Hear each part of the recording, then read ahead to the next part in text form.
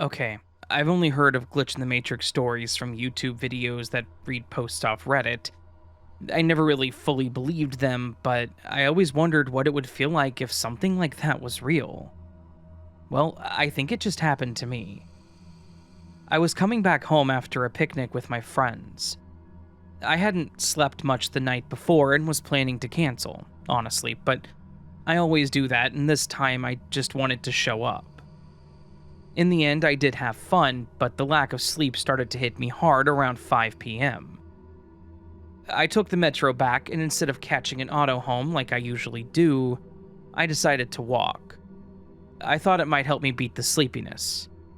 The road from the junction has restaurants and grocery stores on both sides. Very familiar path. At one point, I have to take a turn to the right. There's a chicken shop right there, and next to it is a grocery store called Farm Face. So I'm walking, scrolling through cat reels on my phone, when I catch the exact smell of hens. That nasty, specific smell that always comes from that chicken place. I instinctively look up and, yep, there it is. The cages of chickens out front, and Farm Face right beside them, glowing with its bright signage. I remember staring at the sign for a second, trying to remember if I had to grab anything for home. I was so tempted to get coffee, but I knew if I gave in, I would just stay up even longer. I needed a shower and sleep. That was the plan. So I take the turn. A little ahead is a flower shop. I noticed they were unloading a bunch of plants from a truck. That caught my attention because they don't always do that. I made a quick mental note to remind my dad about getting new plants for the house. The smell in that spot is usually like muddy and leaves, earthy and, well, kind of comforting. I kept walking, still on my phone. And then, out of nowhere, I get that chicken smell again. The flower shop usually smells like wet, cold mud and green stuff, not hens. So I look up. Farm Face. Again. Chickens. Same glowing sign, same smell, same spot. My heart dropped. I had already passed this. I know this stretch of road by heart. I didn't turn back, I didn't loop around, I just kept walking straight, and yet, there I was again, in the exact same place. I was panicking inside at this point, and my heartbeat was loud so that I could literally hear it in my ears. I was trying to think of a logical explanation, but nothing made sense. To test if I was losing it, I took the same right turn again. And sure enough, the same flower shop was unloading the same plants from the same truck. At the same moment. I have no idea what happened. Maybe I was just too sleep-deprived? But I swear on everything, I did not walk back, and I didn't turn around. I kept walking straight. I've walked that road 100 times, and this has never happened before. I'm hoping it doesn't happen again.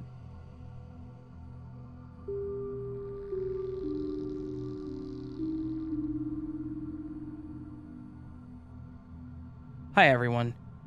So, this is something that happened to me and a friend of mine at a beach in southern France some years ago. And that is still creeping us out today. And I'm very curious to know if something similar has happened to other people. So we were sitting on a bench close to the beach. This place is quite busy when it's daytime, but very calm and deserted at night. Almost nobody here.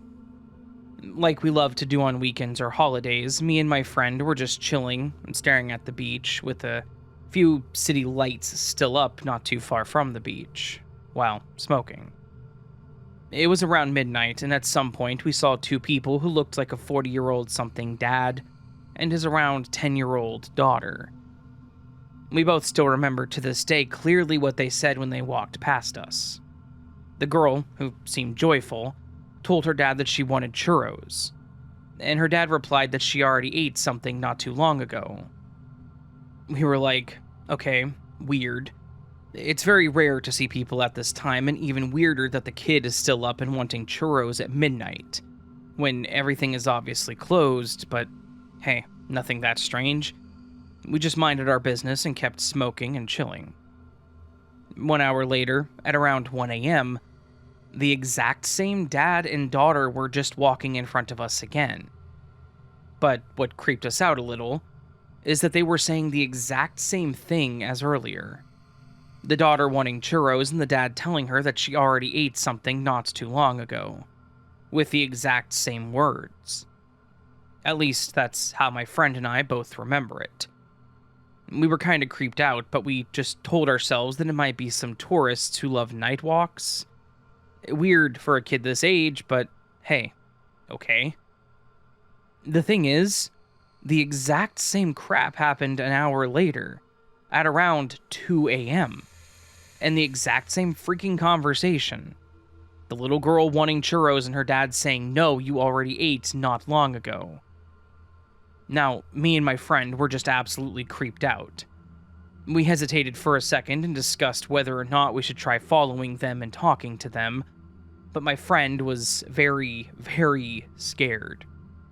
He started to think those were ghosts, and that we should not disturb them, so we just went back home, and funnily enough, we never chilled at the spot again to this day.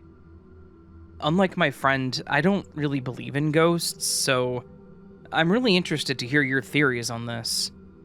Maybe this was totally normal, but the exact same use of words and the fact that the dad was walking with his daughter this late still feels weird to me. What do you all think? I also really want to know if any of you have gone through something similar. Please share it. It's pretty much the only weird or glitchy experience I've had my whole life, and me and my friend would feel less alone if someone else had gone through something similar.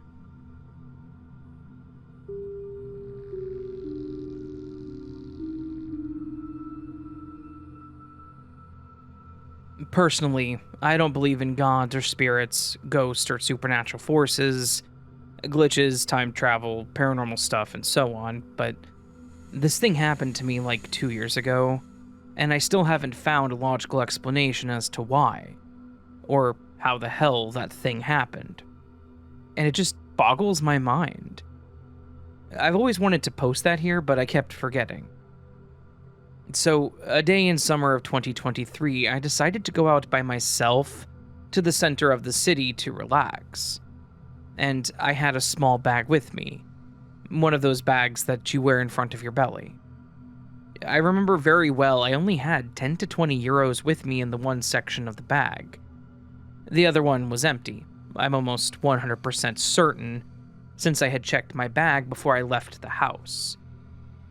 So as I'm walking back home, I stopped at a pastry stop to buy a traditional dessert. And I remember that I had put 5 euros in the second section of the bag while I was outside. So I opened it to pay, and I noticed an entire 40 euros that I never had or put in my bag. I still have no idea how the hell they appeared, but I can say with certainty that they weren't mine. And like I said, I had checked that second section many times, even when I put the 5 euros there, and I never saw 40 euros here, so this thing boggles me so much even to this day. I still remember the confusion on my face when I saw the money. I was like, WTF is that? I never had that in here. Or maybe let's say I forgot them, or if I didn't check, I wouldn't be so confused. Because it's happened to me to forget money, and when I randomly find it, I'll be like, oh, I forgot this is here, even if I didn't remember putting it there. But in that case, my confusion was genuine. I was perplexed because I did check if I had left something there before leaving my house, but I didn't see anything. So I'm almost 100% that it's not that I just forgot them there or didn't take a look. And when I returned home, my ex-girlfriend said something about that.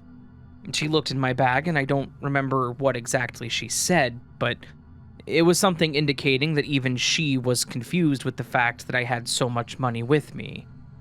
Because if I remember correctly, we didn't have any money, other than what I had gotten with me that day. Because we had just paid our taxes and stuff, so she said something like, Where'd you find all this money? She used to go looking through my stuff constantly when we were together, so if she didn't know where it came from, then it definitely wasn't ours. I told her, I have no idea. I just found it inside of my bag. Did you put it there?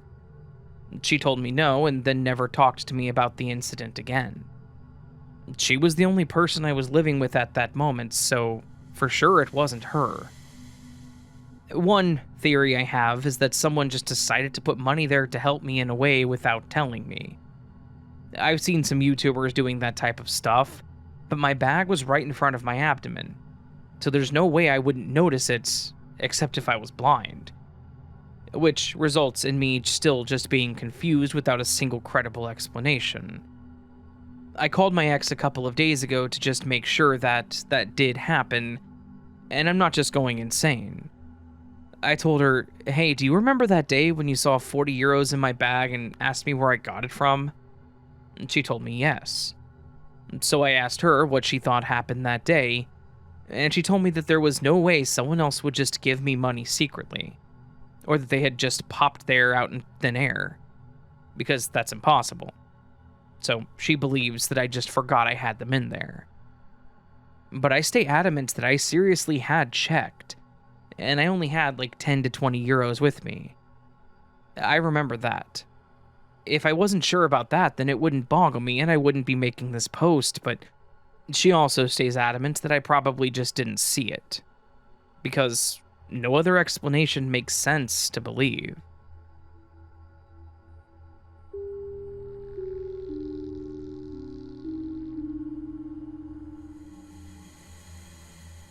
Thank you, Raven, for having such a great podcast. I've been binging your Glitch in the Matrix episodes, and every time I listen, I think back to something that happened to me a few years ago that I still can't explain. It started on an ordinary Tuesday morning. I was driving to work, the same route that I had taken for years. There's a little back road that I cut through to avoid traffic, and at the end of it is a 4-way stop.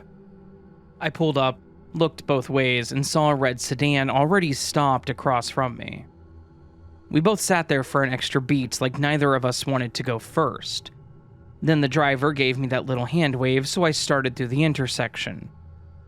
Halfway across, I looked up, and that exact same red sedan was pulling up to the stop sign again. Same car, same dent in the front bumper, same guy behind the wheel wearing the same blue baseball cap. For a second, I thought maybe I was just seeing double, but no. The first car that waved me through was gone. Vanished. I slowed down, staring into my rearview mirror, but the intersection behind me was completely empty. Here's where it gets creepier.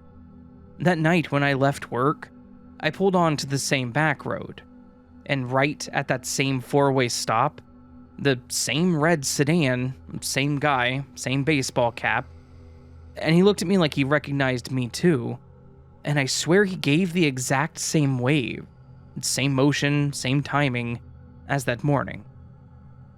I drove through as quick as I could, my heart racing. I don't know if it was deja vu, a time slip, or some kind of copy and paste glitch, but to this day, every time I see a red sedan, I feel that pit in my stomach, like the universe is about to repeat itself. The weirdest part?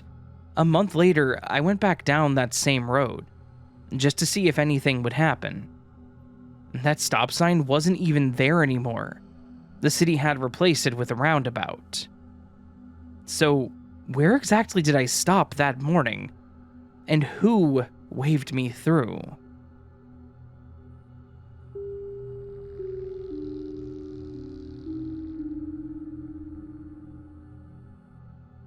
Hi, Raven.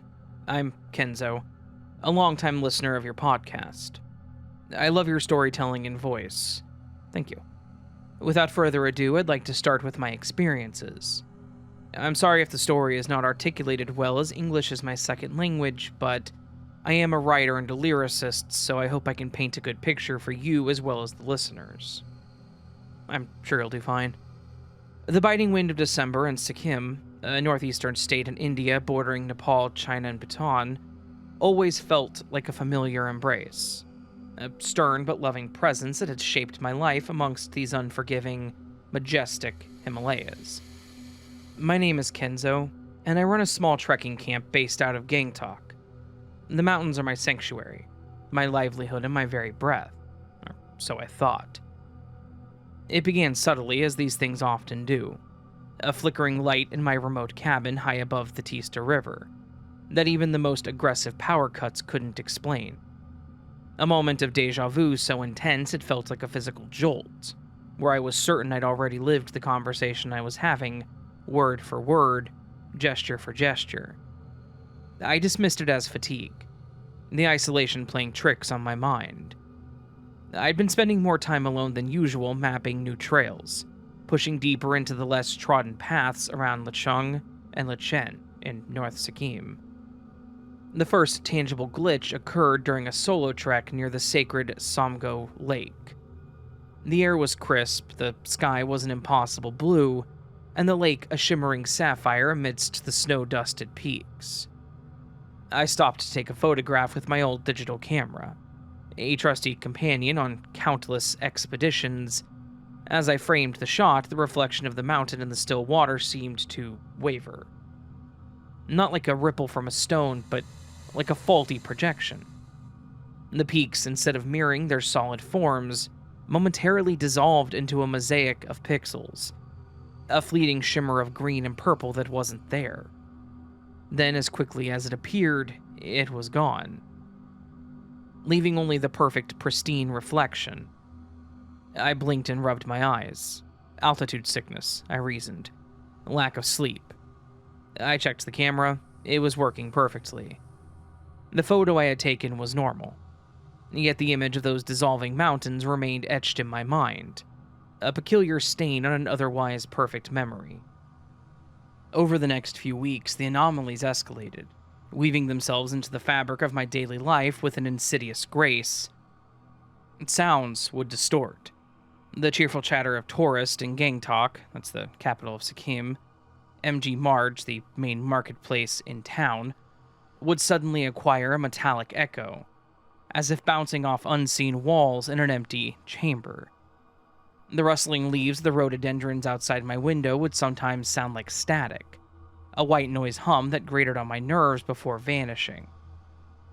One evening, while sharing a cup of sheng with my old friend Dorji at a local dhaba, the world around us seemed to stutter.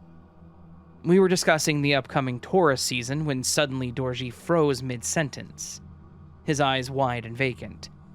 The clatter of dishes from the kitchen, the distant barking of dogs, the low murmur of conversation, everything seemed to cease. It was as if a cosmic pause button had been pressed. I could still move and breathe, but the world around me was utterly, terrifyingly still. Then, with a gentle, almost imperceptible pop, everything resumed. Dorji continued his sentence as if no interruptions had occurred, entirely oblivious. And if the snow holds, we'll have a good season for skiing. My heart hammered against my ribs. Dorji, I managed, my voice a little hoarse. Did you notice anything just now? He looked at me with a flicker of concern in his eyes. Notice what, Kenzo? You look a bit pale. Too much Chang already? I shook my head, my mind racing. This wasn't fatigue. This wasn't altitude sickness. This was something else, something far more unsettling. The strangest occurrences, however, involved people.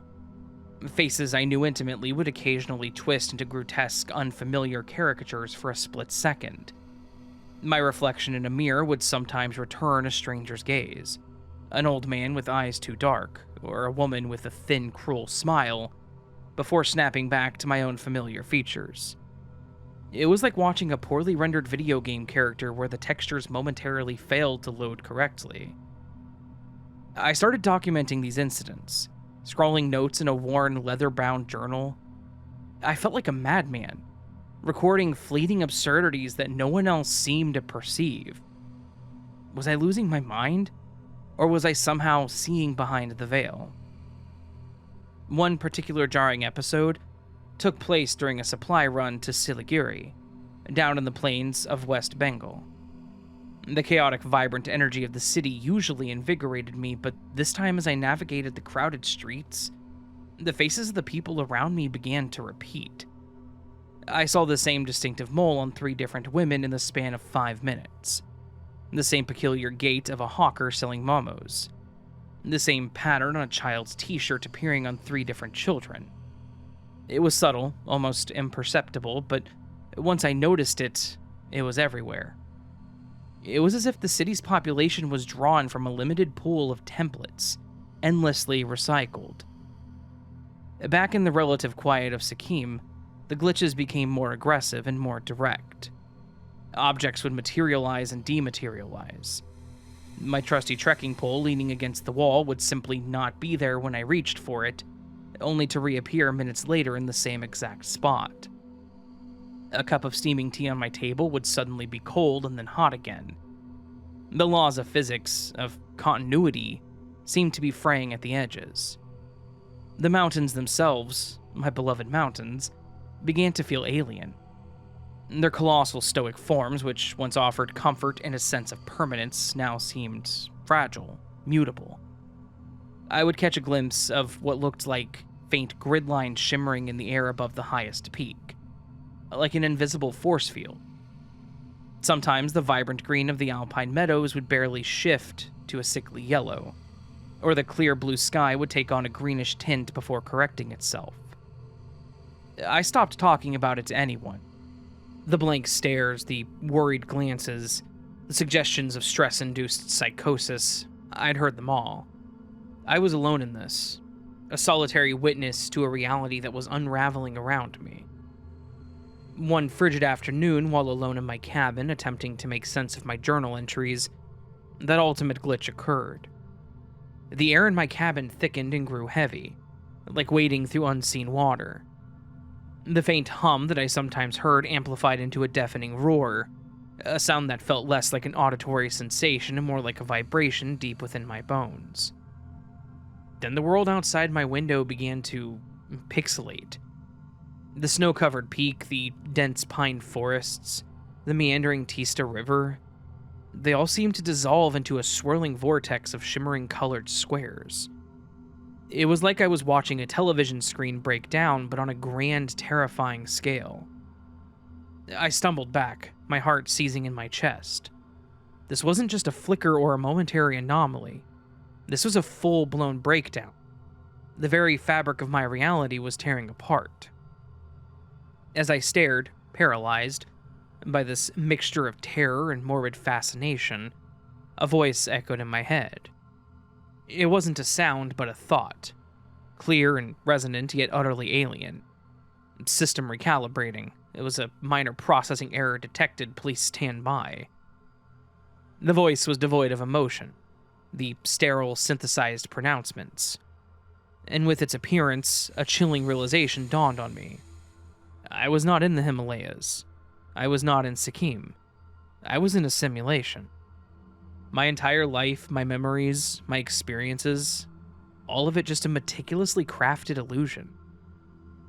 That world outside my window continued to churn, the colors shifting and reforming.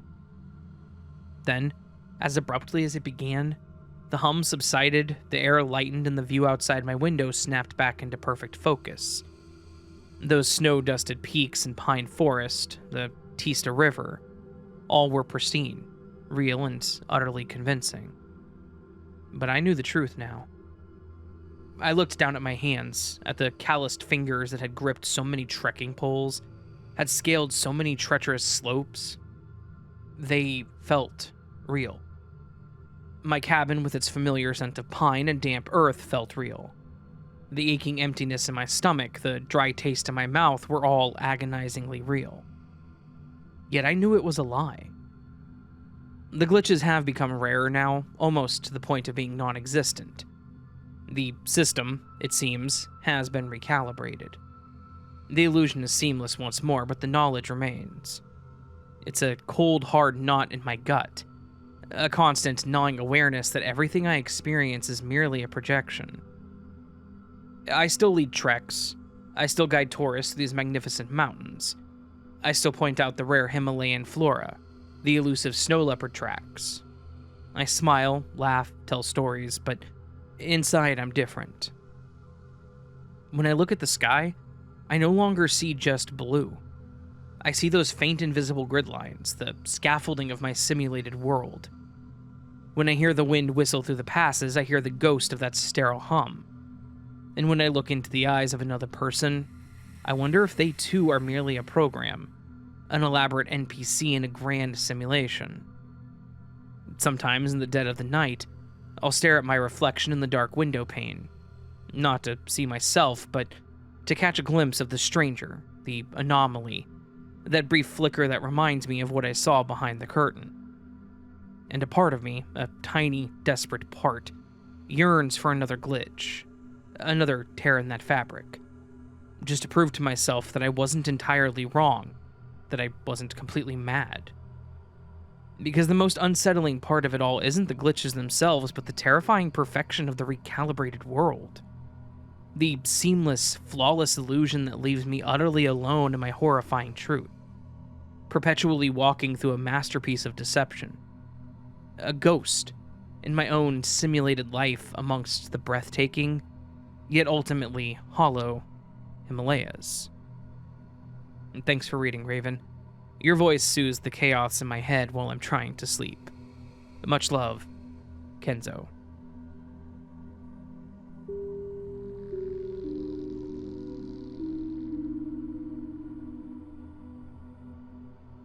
I worked in the lab at a factory for a month not too long ago.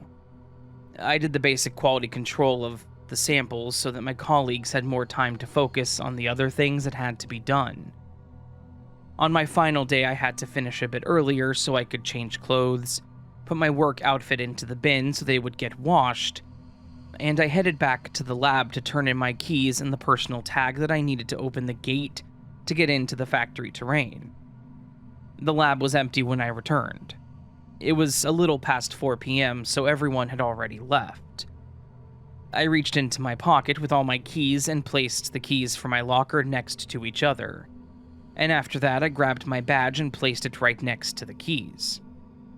The only things in my pocket at this point was the key for my bike lock and the key for my house. After that, I went outside, grabbed the key to unlock my bike, and headed to the exit of the site. Whilst riding my bike, I was wondering how I was going to exit since I didn't have my badge to open the gate. Since I couldn't leave that way, I backed up at the gate and used the exit for trucks. After that, I just drove home thinking it was all good. When I arrived home, I reached into my pocket to open the door, and the first thing I felt was my badge. When I looked at it, my first thought was, if this is my badge, then what did I place next to the keys? And then I thought maybe I had placed it there and took it back because I needed to leave the factory terrain, but that would be weird because when I went outside, I was wondering how I could open the gate since I didn't have it. And even if I took it, I would have felt it when I put my hand in my pocket to take out the key to open the bike lock. I went inside, and tossed it onto the table, and looked at it for a minute, absolutely confused as to how it suddenly reappeared in my pocket. And to this day, I still don't understand how it happened.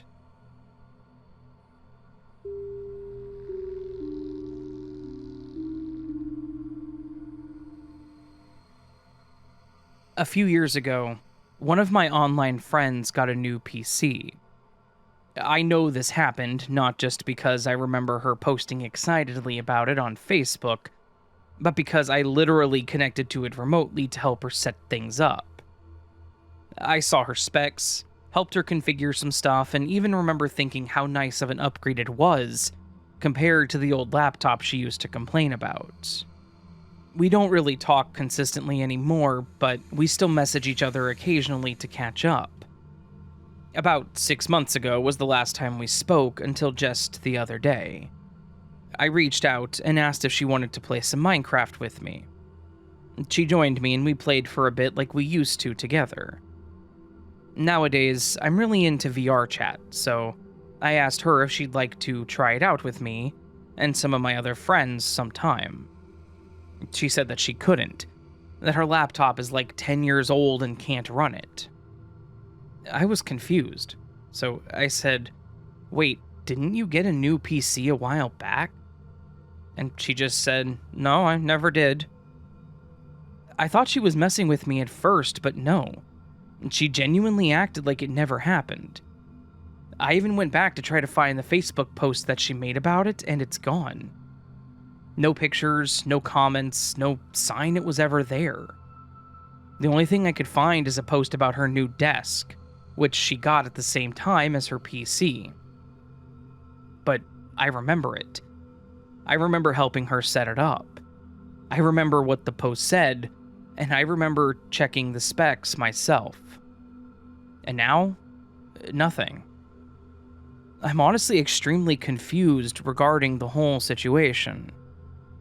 Edits to add, I'm 100% sure that I'm not being confused with anyone else. The friend mentioned in this story was my online friend for many years, and I specifically remember being on a call with her as I helped her get things set up as well.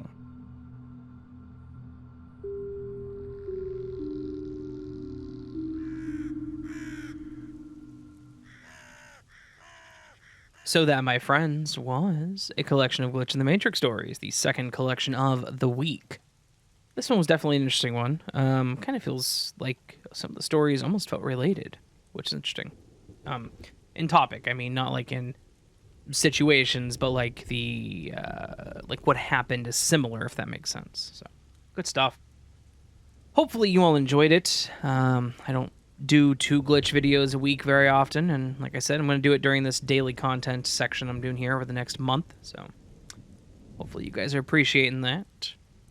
Gonna keep doing it until I can't. I have stories all the way through the beginning of October, so hopefully we can keep it going after that.